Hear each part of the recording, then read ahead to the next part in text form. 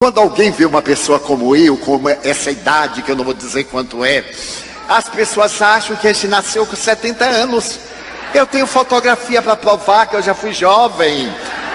Só que numa dessas fotografias, um amigo me apresentou na cidade de Itumbiara, Goiás, e disse: Divaldo, há 50 anos você esteve aqui. Olha a foto.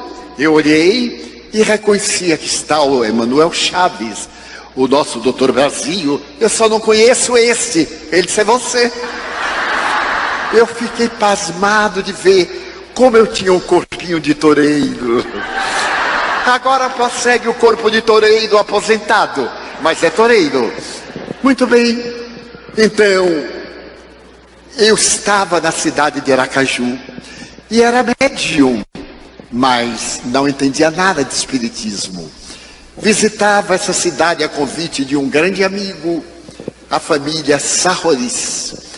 E então, certa manhã, eu sentei em minha sala e vi sobre a mesa uma revista, O Reformador. Achei curioso, peguei e abri, e lá estava escrita A Lenda da Guerra, pelo espírito Humberto de Campos. Eu li e fascinei-me. E abaixo, página psicografada pelo médium Francisco Cândido Xavier, do Centro Espírita Luiz Gonzaga, etc. Eu disse: nossa, como ele é inteligente, como é que ele pode escrever uma página dessa? Mas naquela tarde, os amigos convidaram-me para ir à União Espírita Baiana, porque como eu via os espíritos e eles não tinham uma ideia, pediram-me para ir contar como é que vê. Eu disse: como é que vê? Vendo. Mas você pode falar para nós? Eu disse: eu nunca falei nada, mas eu poderei contar como são as experiências, as entidades perturbadoras, que eram aquelas que mais eu via pela lei da afinidade. E então eu estava me preparando, cada hora eu fazia um Pai Nosso e dizia: veja lá, hein? O Senhor me colocou nesta. Mas quando eu li aquela Lenda da Guerra, eu reli e memorizei. Eu digo: se a coisa apertar, A Lenda da Guerra, de Chico Xavier. Quando chegamos, a reunião era presidida pelo venerando José Martins Peralva Sobrinho, que foi presidente da União Espírita Mineira. Éramos 27 pessoas. E então Peralva deu uma palavra, eu levantei-me e fiz o discurso convencional. Excelentíssimas senhoras, excelentíssimos senhores, e não sei o quê. Eu me esqueci de tudo. Eu vou contar a lenda da guerra, do espírito Humberto de Campos, psicografada pelo médium Francisco Cândido Xavier. Aí eu sorri e esqueci da lenda da guerra. Olhei para o povo, mas deu aquela angústia. Eu digo: olha, eu ia contar, mas não me lembro.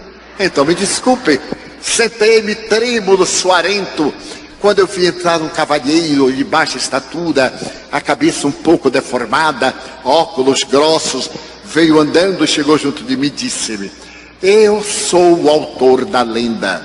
Levanta-te e fala. Eu falarei por ti, pela tua boca, de pé. Porque todo aquele que pretende servir a Jesus deve estar de pé. E eu levantei e disse: um momentinho que o Espírito chegou. E então eu falei, mas eu falava e dizia: meu Deus, como eu sou inteligente. Olha que coisa. E falei 40 minutos. Então bateram aquelas palmas de caridade. Eu me sentei e Martins Peralva perguntou: Divaldo, você falaria de novo amanhã? Era tão fácil. Vinha o espírito. Muito bem, fui para casa, eufórico, excitado. E no dia seguinte, quando eu cheguei, a sede da União Espírita Sergipana estava superlotada, gente do lado de fora. E eu perguntei assim: o que é que vai ter? É um baiano. Mas o que é que tem? Dizem que o baiano tem o diabo no corpo. E ele vai falar. E eu disse: como é o nome do baiano? Ninguém sabe. Eu digo: meu Deus, quem será? Era eu. Então eu entrei E Peralva disse: olha, Edivaldo, o povo soube. O que é que você vai falar? Eu disse: não sei. Chegou o momento, Peralva me apresentou com a sua doçura. Eu levantei, olhei para o povo e esperei o Espírito chegar. Nada. Eu então lembrei do dia anterior. Eu digo: excelentíssimas senhoras, excelentíssimos senhores, eu vou contar a lenda da guerra do espírito Humberto de Campos, através da mediunidade de Francisco Cândido Xavier. Esqueci de novo. Aí me deu aquela angústia e eu me confessei: não vou falar nada. Eu nunca falei coisa nenhuma, contei o incidente do dia anterior e agora o espírito não chegava. Aí eu me sentei. Quando eu me sentei, eu ouvi uma voz dizer: vou dar-te a primeira orientação, que se chama responsabilidade. Tu és leviano. Como aceitas falar de uma coisa que não sabes? Eu disse: meu irmão, fale, pelo amor de Deus. Brigue depois, mas fale agora. Ele disse: levante-se. Eu disse: o Espírito chegou. Levantou. E aí fiz uma palestra com a mitologia grega. Ele começou com a história de Sísifo, quando Zeus manda buscar Sísifo, que era o rei de Corinto. Eu não sabia de nada, mas achava as palavras lindas. E fui dizer, quando eu terminei, bateram palma de mesmo. Eu me sentei e o Espírito me disse: e não contes mais comigo. Vais escrever uma carta ao médium Francisco Cândido Xavier, pedindo orientação. Eu disse: mas eu não sei quem é. Ele disse: eu vou te dar os dados para Pedro Leopoldo. Eu cheguei a casa e fiz aquelas cartas boçais, ignorantes. Eu disse: excelentíssimo senhor Francisco Cândido Xavier, porque vós sabeis, e matei o verbo, Vossa Excelência, com segunda pessoa do plural, mas fiz aquela carta e mandei. Um mês depois, eu recebo em Salvador uma carta: meu querido Edivaldo. Eu digo: nossa, será que é dele? A letra redonda, linda, a ternura amorosa saía das letras. Eu chorava, eu sorria com aquele pedaço de papel. O nosso Humberto falou-me de ti, disse-me que tu és muito jovem, que ainda não tens 20 anos. Ele me pediu que te orientasse. Mas quem sou eu, Edivaldo? Meu nome é curioso, eu me chamo Francisco. Se tirar o Fran, fica o Cisco. Mas eu fiquei tão curioso em te conhecer, porque Humberto me falou de ti, que eu pedi a Emmanuel para visitar-te. Tudo para mim é novidade, né? Eu disse: visitar-me. E então Emmanuel levou-me. E eu vi o teu quarto. Na parede, eu vi uma fotografia do espírito José Pititinga. E tu estavas orando. E eu quero pedir-te licença. Na minha pobreza, na minha humildade, eu sou muito pobre. Eu quero pedir-te licença para que sejas meu amigo. E manda-me uma fotografia tua. Eu tremia, mas eu tremia como varas verdes.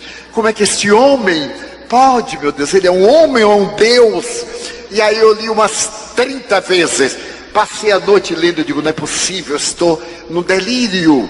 No dia seguinte eu fui trabalhar muito pálido. O meu chefe perguntou: o que é que você tem? E eu disse: um delírio. Eu tive uma fantasia que o médium Chico Xavier me escreveu. O meu chefe disse: quem és tu? Eu digo: sei lá, mas ele escreveu. E daí por diante começamos a escrever-nos. E no dia 8 de março de 1948, a família Sarroris, José Martins, Peralva Sobrinho, haviam se transferido para Belo Horizonte e foram morar no bairro Inapiários. Era o primeiro conjunto popular do Instituto do IAPI. E quando eu cheguei, era uma terça-feira, então todos estavam eufóricos. E o Peralva disse: Edivaldo, sabes quem vem a Belo Horizonte? Chico Xavier. Eu digo: não pode. Vem. Ele é muito amigo de uma família, a família Cavalcante. E às 5 horas ele veio. Você vai? Eu digo: já vou agora, para poder não perder aonde é. Rua Bahia 330, Foto Minas. Eu tinha a cabeça um pouquinho uma boa memória. Às 16 horas estávamos na porta do Foto Minas, dirigido pela viúva pernambucana Dona Lucila Cavalcante, mãe de Carlos e Dorothy Cavalcante. E estávamos ali animados quando para o automóvel. Eu estava em tempo de desencarnar e salta aquela coisa, não era gente, aquele ser angélico. Ele era gordinho, e gente, gordinho é uma graça, com uma boina de veludo azul marinho. Ele saltou, jeitoso, e fez uma roda. Ele foi: olá fulano, olá Beltrano, uai Divaldo. Eu quase desmaiei. E eu disse: Chico, como é que você sabe que eu sou eu? Ele disse: pega aqui na asa, meu filho, e não larga nem que te empurre. Eu digo: fique tranquilo. Agarrei como caranguejo e fui saudando todo mundo e olhando para ele, apaixonado, tão apaixonado que ele percebeu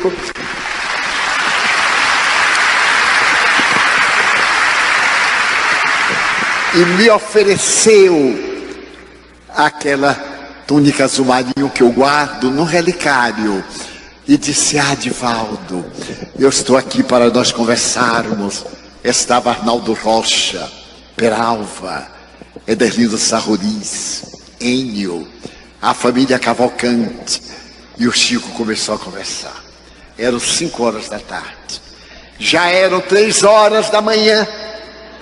E ninguém notou. Eu não senti fome, não senti nenhuma função biológica. Olhando aquele Deus em letra minúscula, que falava da minha alma, sem nunca me ter visto. Eu disse: encontrei a felicidade. E quando se despediu: sexta-feira, meu filho, dê um pulinho em Leopoldo. Você vai? Eu digo: se achar alguém que me leve. Você dorme lá comigo, meu filho. Luísa, minha irmã, a esposa do senhor Lindolfo, cujos quintais se comunicavam, cuidará de você enquanto eu estiver trabalhando. Eu vivi a verdadeira plenitude, porque na sexta-feira chegamos cedo e fomos almoçar. E eu tinha uma pergunta para fazer a Chico, mas tinha vergonha, porque naquele tempo a palavra sexo era uma tremenda imoralidade. Não se pronunciava, todo mundo era assexuado. As crianças nasciam no repolho e chegavam através da cegonha. Eu que queria nascer na Suíça, a cegonha passando por Salvador cansou, me largou lá. E então, meus amigos, eu estava com esse entalado, 19 anos. Meu Deus, como é que eu faço? Minha mente imunda, a castração religiosa. Eu era sacristão, queria ser fiel.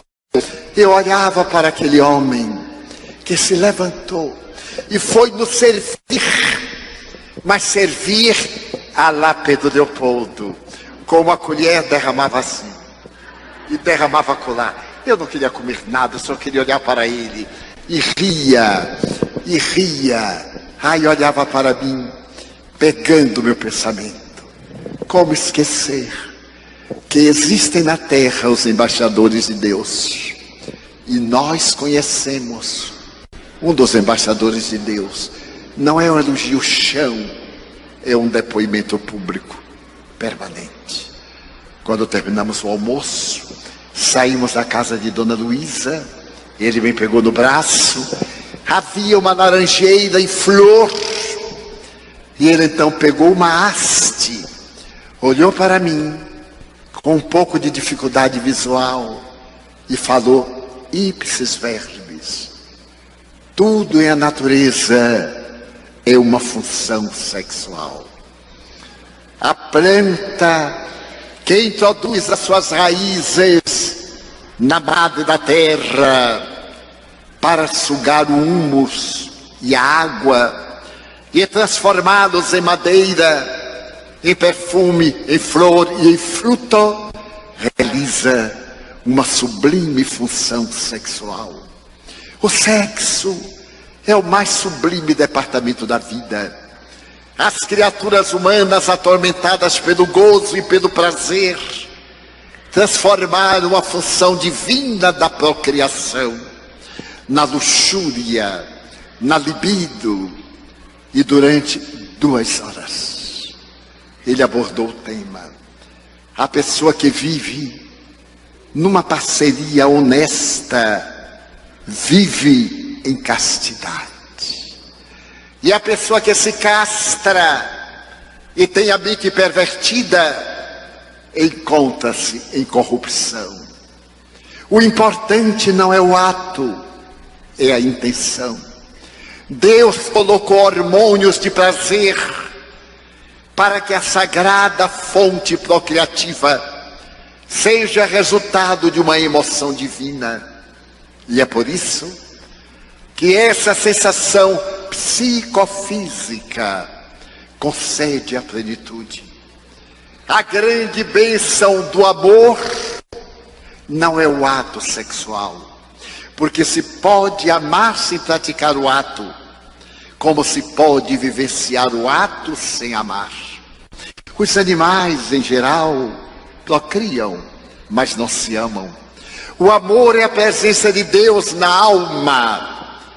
E no momento em que se busca o êxtase, ao invés do mecanismo erótico, a ternura, o amor, as expressões que produzem hormônios de natureza transpessoal, que produzem nos neurônios cerebrais a produção da oxitocina, que eu não sabia o que era.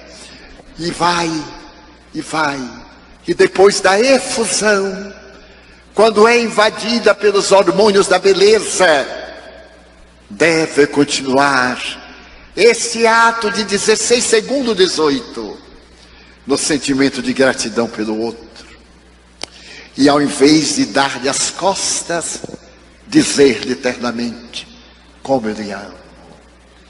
A minha vida sem você não teria sentido.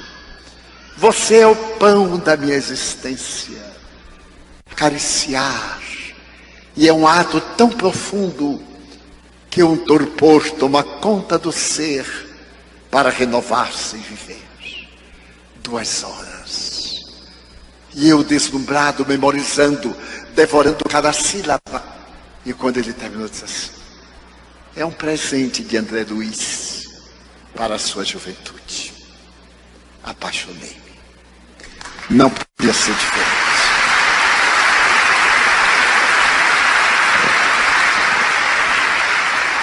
Desde aquele momento, nesse homem luz, eu vi a representação máxima de Jesus. Ele era Francisco de Assis. Não vou medir, porque é um erro. Mas eu encontrei São Francisco naquele sapato folgado sem meias, naquela roupa desengonçada e bela. Como é belo Chico Xavier! Não da beleza perecível, como nos apaixonávamos por ele, a doçura da sua voz. Mais tarde, quando eu entendi os arquétipos junguianos, eu encontrei nesse homem luminoso, nessa individuação, o protótipo de Jesus. Não saberia dizer se a ânima era maior do que o ânimos, porque no mesmo momento que ele era a mãe do desgraçado, ele era o pai educador. Dizem que ele não dava não era necessário, porque a sua anuência não era concordância com o erro, nem com o crime, nem com a vulgaridade. Então eu aprendi a amar Jesus amando Chico Xavier. E fiz o salto quântico. Se existe um homem desta natureza, como não deve ser aquele que deu a sua vida por nós?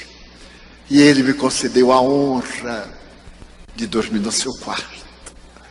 A sua irmã Luísa, seu cunhado Lindolfo, seus sobrinhos aos quais muito devo, e ao povo de Pedro Leopoldo, a dona Hermelita Horta, uma missionária de uma cidadezinha muito perto. Eu aprendi que é possível ser cristão, mas cristão verdadeiramente, porque ele me levou à casa de dona Hermelita, viúva, mãe de 5 filhos, que foi trabalhar numa padaria doméstica para manter a honra. E ali ele psicografou para mim, sem que eu tivesse jamais sabido, um poema de Rabindranath Tagore, de um livro que eu havia psicografado e tinha vergonha. E escondi o livro, porque eu não sabia quem era Rabindranath Tagore. E naquela manhã inolvidável de 1956, em uma folha de papel arrancada de um caderno, ele entra em transe e Tagore escreve o prefácio. E ele então me diz sorrindo: é para publicar, Divaldo. E quantas surpresas!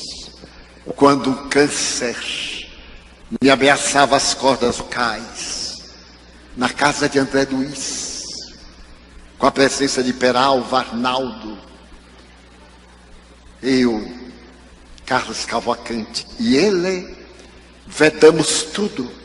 O quarto modesto, eu me sentei à porta, afônico, indo para casa preparar-me para ir para o hospital do instituto que eu trabalhava. Uma voz diz: ore, Divaldo.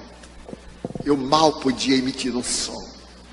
E de repente, de olhos fechados, porque ele iria me aplicar um passes, eu ouço uma voz: Divaldas, abra a boca. Eu abri a boca.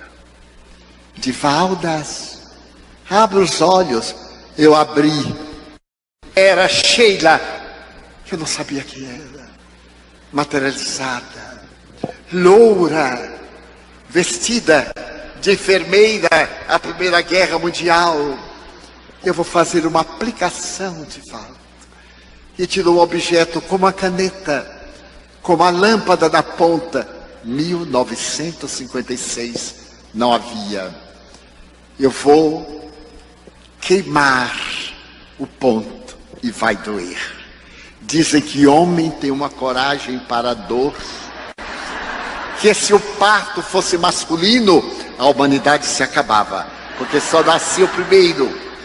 Eu então abro a boca, ela introduz, era maleável, acomoda-se na língua, e ouço aquilo. Dei um grito que acordou a cidade. Ela tirou, sorriu, novamente. Eu digo: já estou bom. Novamente. E novamente. E agora? Estou bem. Curei-me. Eu disse: Sheila, quando eu sair daqui eu não vou acreditar. Foi uma alucinação. Eu estou no estado alterado de consciência. Dê-me algo material. Eu colecionava flores, violeta dos Alpes. Ela estendeu a mão no escuro absoluto, e no claro que eu via o tijolo emendado de cimento. E começou a chover violeta, eu tirei o lenço, elas caíram. E eu disse: Sheila, eu tenho uma amiga suíça que me fala de uma flor misteriosa chamada Edelweiss. Você conhece? Ela disse: é isso, Divaldo. E começou a chover. Essa flor delicada dos Alpes alemães, dos Alpes austríacos, que arrebenta a neve, é frágil. Ela faz lembrar uma sempre-viva caído no meu colo. E eu me apaixonei pela Edelweiss. Sorriu. E até hoje, Nunca mais eu tive afonia. E faço seminários de 8 horas diárias com mais uma conferência. A voz cansada, mas não afônica. Devendo a vida àquele homem que quando terminou, eu disse: Chico, ele disse: bondade de Deus, meu filho. E para dar um toque de riso, era muito frio o Pedro Leopoldo naquele dia. E eu baiano de roupa branca. Terminou a reunião no Luiz Gonzaga, onde ele ficara até as 3 da manhã, com aquela palidez típica. Íamos tomar um café e a broa na casa do André. Quando eu senti o primeiro perfume, eu digo: nossa, que perfume de rosa, Chico. Ele disse: é, meu filho, Pedro Leopoldo tem muitas rosas. E daí a pouco um perfume de cravo. Eu: Chico, esta rua tem muitos cravos. Eu digo: nossa. E daí a pouco eu me virei, saía dele. Eu digo: Chico, eu sou muito espontâneo, está saindo de você. Ele dobrou o paletó: não, meu filho, se saísse de mim era Detefon. A mediunidade olorífera. Então, recordando hoje, há 3 dias que eu não durmo, recordando esse anjo, não podia me olvidar daqueles dias que eram iguais a esses dias de 1910, que precediam a primeira calamitosa Grande Guerra, e que nasce esse apóstolo para clarear a noite de 1914 e 18, para clarear o século 20, com a sua infinita ternura, com a sua sabedoria, examinado pela NASA, que ele veio medir a radiação da aura no tempo das grandes perseguições, que ele soube resistir com lágrimas no tempo doloroso do seu sobrinho doente,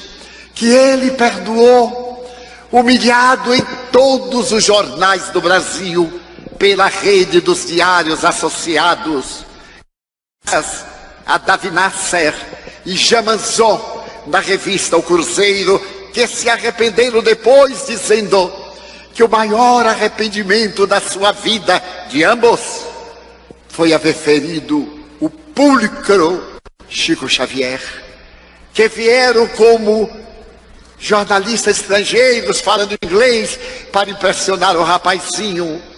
E na hora da saída, Chico deu-lhes um livro a cada um, autografado com o nome verdadeiro deles. E eles nem leram, guardaram em casa, até que um dia, 10 anos depois, a mulher de um deles abriu e teve um choque. Mostrou a Davi Nasser, que foi pedir a Jamanzon, e saiu uma das mais lindas páginas da revista O Cruzeiro, daquela época, a respeito da nobreza deste homem luz. Então ele veio nesse período em que o Brasil, coração do mundo que é, pátria do Evangelho que está sendo, ninguém se iluda. Humberto de Campos não disse que seríamos uma Shangri-La, que seríamos um país de ociosos, de pessoas felizes, uma Israel de pessoas indignas, mas de homens e mulheres audaciosos, que levaríamos a doutrina espírita aos 5 rincões da terra, que implantaríamos a mensagem no solo árido do deserto, que teríamos a oportunidade de falar a muçulmanos, como seu pobre irmão tem falado, em 10 países muçulmanos, falando de Mohammed, mas falando de Jesus e Chico Xavier, indubitavelmente, falando da grandeza da doutrina espírita, porque o espiritismo é o Cristo Jesus de volta, através desses seres espirituais, as estrelas que caíram dos céus, os soldados como um grande exército, para restaurar a humanidade hoje, na grande crise.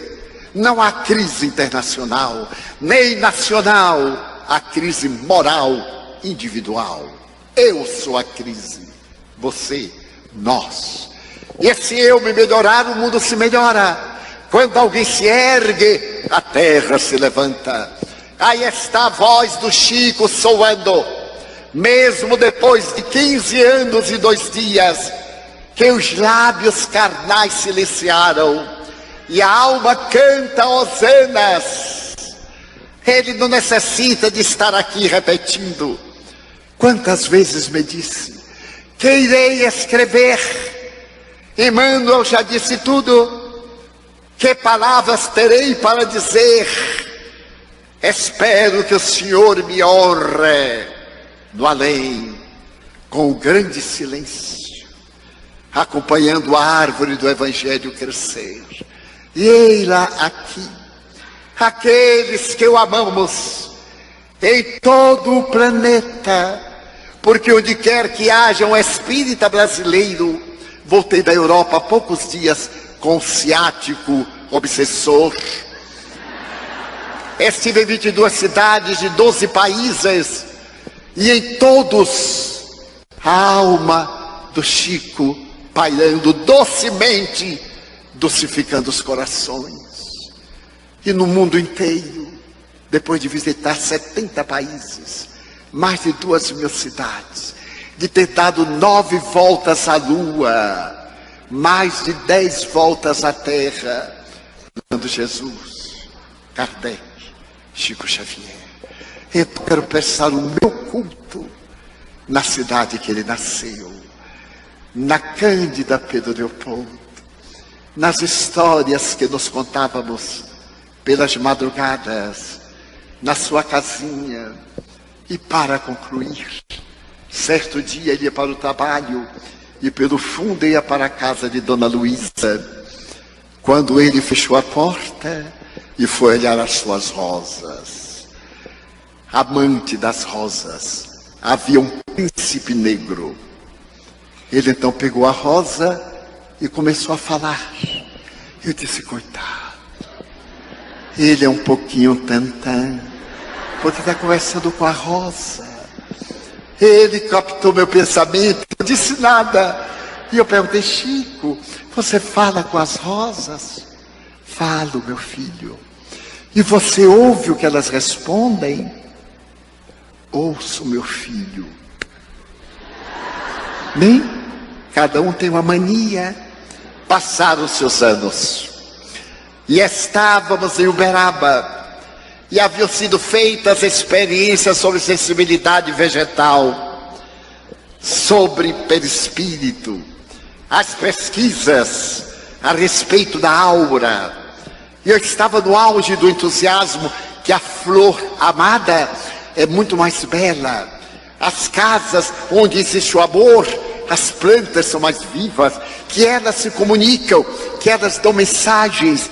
E então à mesa eu fiz a abordagem enquanto ele psicografava. Quando terminou e nós íamos agora à sua residência uberabense, ele me abraçou assim e disse assim, uai, Divaldo, é verdade que as flores têm sensibilidade? Eu digo, nossa, você não faz ideia, Chico. As flores, e aí comecei a falar o nome dos autores, o nome dos livros. Ele gostava dos detalhes. Eu tenho uma experiência de uma flor que uma amiga minha olhou e a flor desencarnou no meu olho. Ele disse, nossa, pois é, Divaldo, quer dizer que é verdade, não é? Eu digo, verdade verdadeira. Ele me olhou, matreiro como todo mineiro, e disse, ai, Divaldo, você lembra do príncipe negro? Eu quase desencarnei. Chico, perdoe a minha ignorância. Não, meu filho, não era ignorância não, era inteligência oculta. Eu digo assim, Chico, pelo amor de Deus, me diga, você mente? Não, eu postergo a hora da verdade. Existirá alguém assim?